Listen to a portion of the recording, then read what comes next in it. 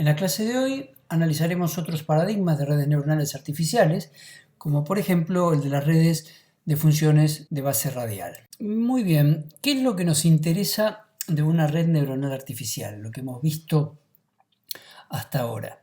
Por un lado, lo que queríamos era que se convirtiera en un filtro universal, o sea, en una suerte de caja negra que permitiese mapear unos vectores de entrada hacia unos vectores de salida, que pudiéramos ajustarlo gradualmente con algún método de aprendizaje para que aproximara una función cualquiera, lineal o no lineal. Y la otra característica que le pedíamos a una red neuronal artificial es que este filtro universal justamente se pudiese constituir en un modelo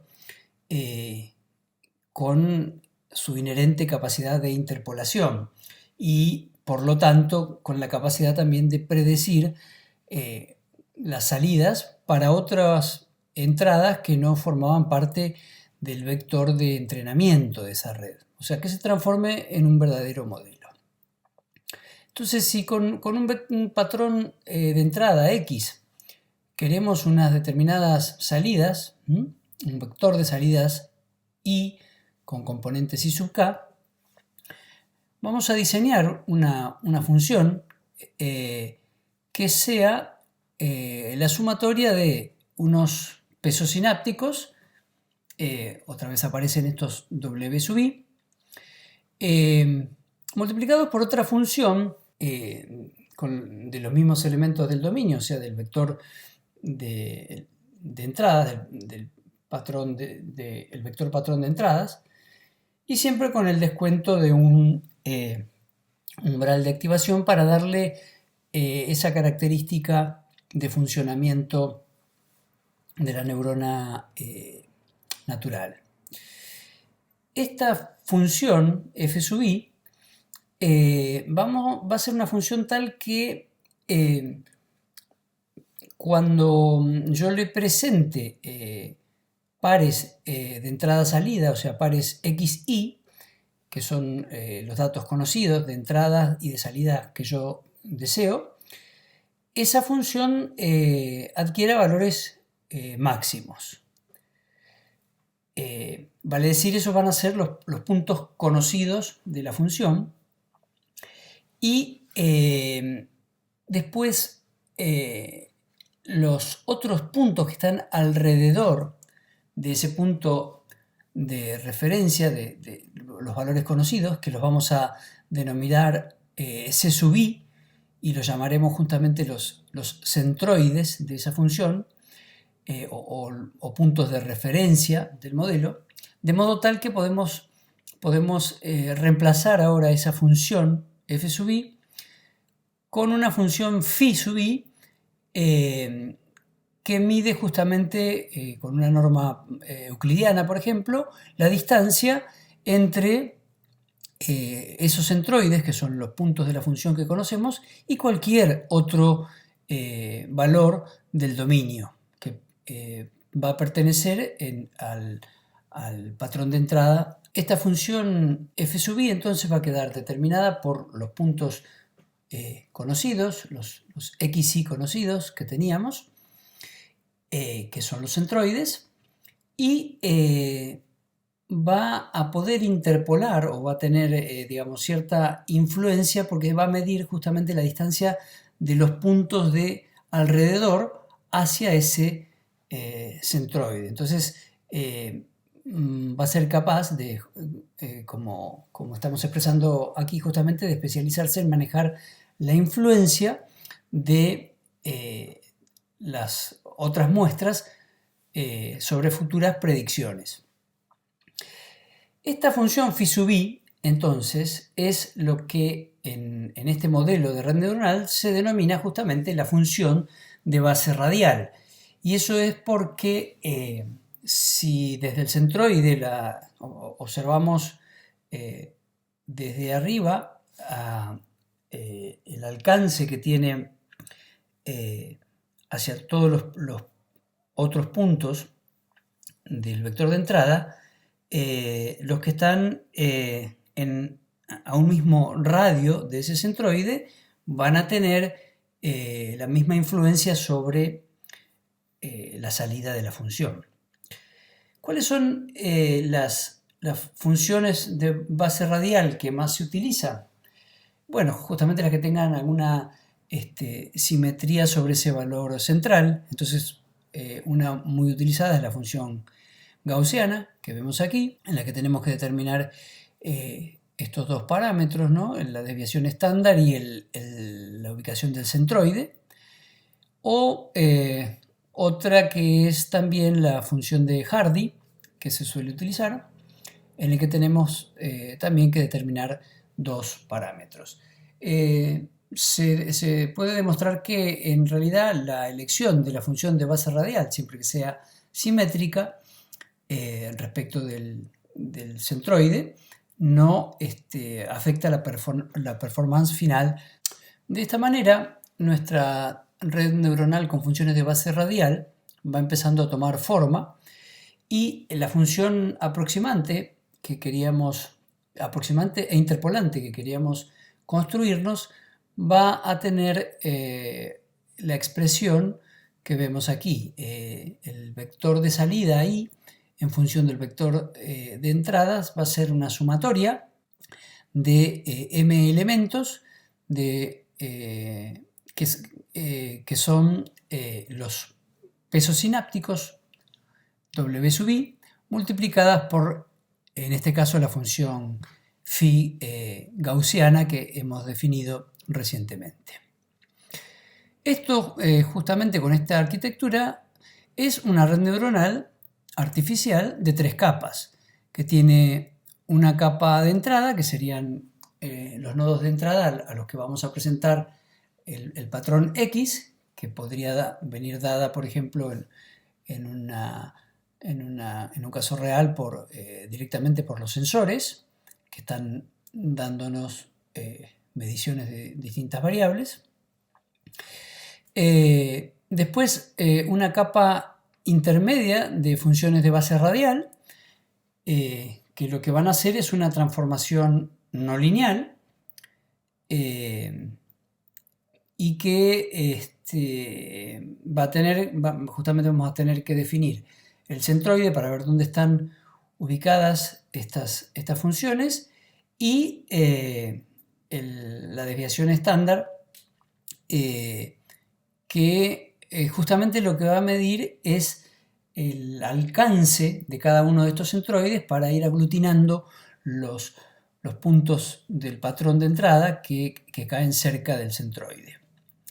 Y finalmente, una capa de salida que hace una transformación lineal que viene dada justamente por la sumatoria multiplicado por la sumatoria de todas las señales que atraviesan los pesos sinápticos. Bueno, con estas definiciones anteriores estamos en condiciones ya de presentar la red neuronal artificial con funciones de base radial en todo su esplendor, en la que se aprecia claramente el patrón de entrada, x sub 1 hasta x sub p.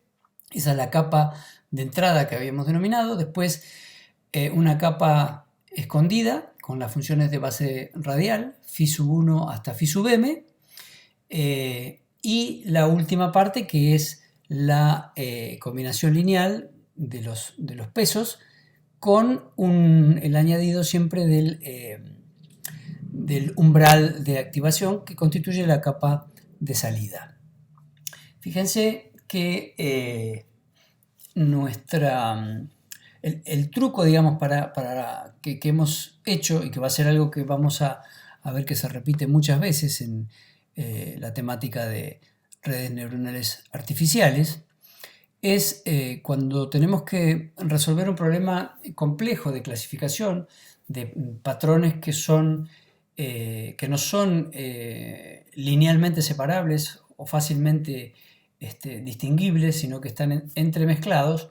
Lo que hacemos es transformarlo a un espacio de mayores dimensiones en forma no lineal. De la misma manera que hicimos cuando pasamos de el perceptrón simple a el MLP o el perceptrón multicapa. Efectivamente, hay una gran similitud entre esta red de función de base radial y el perceptrón multicapa, particularmente el perceptrón de una sola capa oculta, en la que solamente hemos cambiado la función de activación sigmoidea que teníamos en el perceptrón multicapa a la gaussiana en este nuevo paradigma de red neuronal. Y al igual que aquel, que gracias al teorema de Sibvenko se demostró que es un aproximador de funciones universal, el filtro universal ese que estábamos buscando, se demuestra gracias a los trabajos de Hartman en el año 90, que también esta red neuronal es un aproximador universal. Fíjense aquí en esta figura se ve claramente cómo los puntos de entrada, o sea, los datos de ese patrón de entrada que habitan el espacio de entrada, que es este plano, son todos estos puntitos negros que aparecen en la figura y que se pueden agrupar, en este caso, en 4 centroides, de C1 hasta C4, alrededor de los cuales definimos la gaussiana con un alcance para aglutinar estos puntos de entrada que está dado por justamente la desviación estándar que decíamos.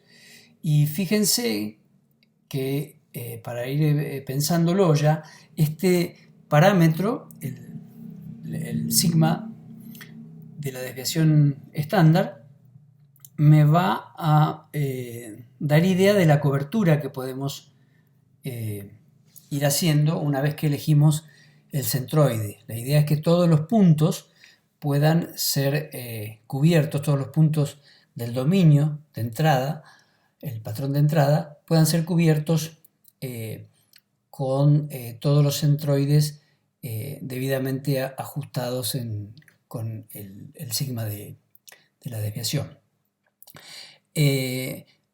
Notar también entonces que todos estos centroides C1 hasta C4 son puntos que hemos mapeado del espacio de entrada al de salida que coinciden con los datos reales que nosotros queremos utilizar para el entrenamiento de la red y que van a dar después la característica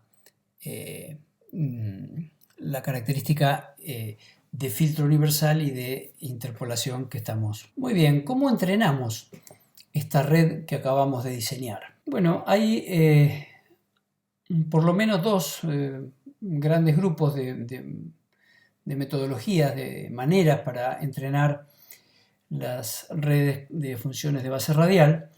Una que es utilizando el paradigma supervisado, o sea, con presentación de patrones de entrada y salida deseada para ir ajustando los parámetros libres de la red.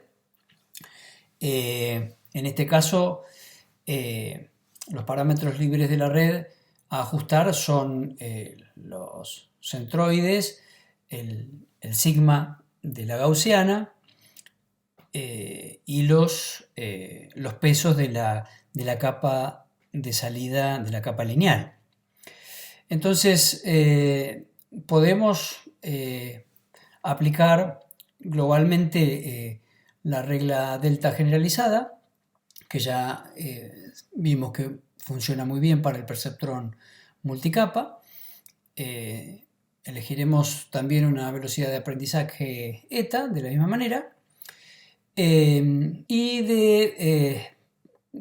como punto de arranque podemos seleccionar aleatoriamente la ubicación de los centroides y de los valores de los pesos sinápticos iniciales, o hacer un estudio un poquito más detallado y seleccionar siempre en forma manual, digamos, estos centroides de modo tal que sean datos de los patrones que vamos a utilizar para el aprendizaje, que sean pares, como decíamos, de patrones de entrada y salida X e Y conocidos, y que puedan, con una determinada desviación, de una determinada sigma de la gaussiana, cubrir todo el dominio de entrada. Bueno, una vez que hicimos esto en forma así manual o completamente aleatoria, hasta que el desempeño sea satisfactorio, o sea, hasta que, lo mismo que sucedía con el MLP, hasta que los pesos sinápticos no varíen mucho y se estanque la señal de error, o sea, no progresemos más con el descenso del gradiente. Lo que hacemos es calcular las salidas resultantes para un grupo de muestras, calcular la variación de los pesos con una ley de actualización de delta de los pesos, como la que aparece en esta ecuación, que tiene en cuenta la velocidad de aprendizaje, el error, ¿no?, la salida deseada menos la salida real de la red, pasada por nuestra función de base radial, que en este caso es otra vez la gaussiana. Y de este modo ir actualizando los pesos de salida. Otra forma de aprendizaje un poco más inteligente es hacer un aprendizaje por etapas. En una primera etapa, entrenar la capa gaussiana, la capa no lineal, y en una segunda etapa, entrenar la capa de salida lineal. Veamos cómo procedemos entonces en la etapa 1, en cada una de esas etapas. Para la etapa 1, entonces, seleccionamos los centroides. Cuando yo les mencioné en la filmina anterior que podíamos manualmente elegir los centroides, eso, digamos, es posible para cuando uno tiene unos pocos patrones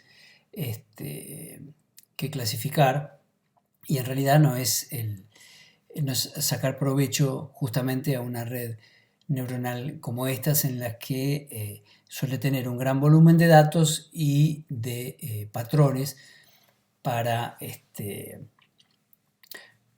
que la red haga su interpolación y su aproximación universal.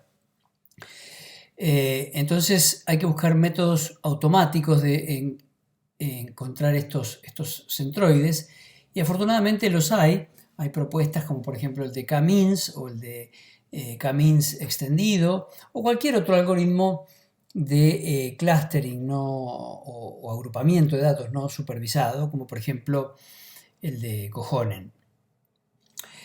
Entonces, una vez que tenemos los primeros centroides para comenzar a este aprendizaje, podemos arrancar justamente con los centroides de los primeros patrones de aprendizaje, con los pares estos X, Y que conocíamos. Y en una iteración, una vez que presentamos un nuevo patrón de aprendizaje, agrupamos los vectores de entrada con las neuronas cuyo centroide esté más cercano. Pero en lugar de dejar estáticos estos centroides, lo que hacemos en el paso 3 de la etapa 1 es calcular un nuevo centroide para cada una de las neuronas, que lo calculamos como un promedio de los patrones asignados en el paso anterior, haciendo justamente, supónganse si tenemos n, n patrones que fueron asignados a el centroide C sub j, hacemos una suerte de promedio entre la ubicación del centroide al que fueron asignados y los nuevos patrones. Esto lo que va a ir haciendo es que con las sucesivas presentaciones de patrones, el centroide se vaya a ir desplazando a una ubicación promedio entre los nuevos datos que van siendo presentados a la entrada de la red neuronal. Esto, fíjense que claramente es un aprendizaje no supervisado, porque se va ajustando el centroide en función de los datos que van entrando. Esto se sigue repitiendo sucesivamente ¿hasta cuándo? Y hasta cuando ya los nuevos patrones no empujan muy lejos de su ubicación a los centroides que hemos calculado en el punto 3. Por eso el paso 4 dice que si los centroides son similares a la iteración anterior, el algoritmo se corta y ya se ha ajustado. Si no, tenemos que seguir repitiendo el procedimiento de presentarles nuevos patrones y reubicar el centroide. Una vez que se estabilizó la ubicación de los centroides, nos resta calcular este factor de escala que era el sigma de la desviación estándar de la gaussiana. Y eso lo vamos a calcular con la expresión que vemos aquí para el sigma sub j, que lo que está haciendo es, para cada neurona j, lo que hace es seleccionar los centroides de sus n neuronas vecinas, y una vez que seleccionamos todos los centroides de las n neuronas vecinas, promediamos sus distancias cuadráticas hacia la neurona J. O sea, medimos la distancia que tenemos desde cada neurona, vamos a pararnos en la neurona J, medimos las distancias cuadráticas y las promediamos. ¿Para qué se hace esto? Esto nos va a asegurar justamente de que no queden huecos en blanco o zonas sin cubrir en el espacio de entrada por todas las neuronas, ¿no? Por la sumatoria de todas las neuronas de nuestra red. La etapa 2 lo que se hace es, como ahora sí ya estamos a la salida y conocemos la salida deseada, podemos aplicar un aprendizaje supervisado. Entonces, hemos identificado ya en la etapa 1 los valores de las funciones de base radial, de las phi sub i, y han quedado ajustados, y estas funciones han quedado ajustadas y congeladas, por así decirlo, con el aporte de los patrones de entrada. Entonces ahora lo que tenemos que hacer es ajustar eso para que a la salida también mapeen con los patrones deseados de salida. Y aquí, repito, como conocemos la salida deseada, podemos aplicar cualquiera de los que hemos visto, por ejemplo, el algoritmo de mínimos cuadrados, que si se fijan, bueno, la ley de actualización es similar a la que vimos para el otro método de aprendizaje supervisado global. Lo único que, ¿cuál es la gran diferencia? Ahora estas funciones phi sub i ya fueron previamente sintonizadas para que capturen correctamente los patrones de entrada.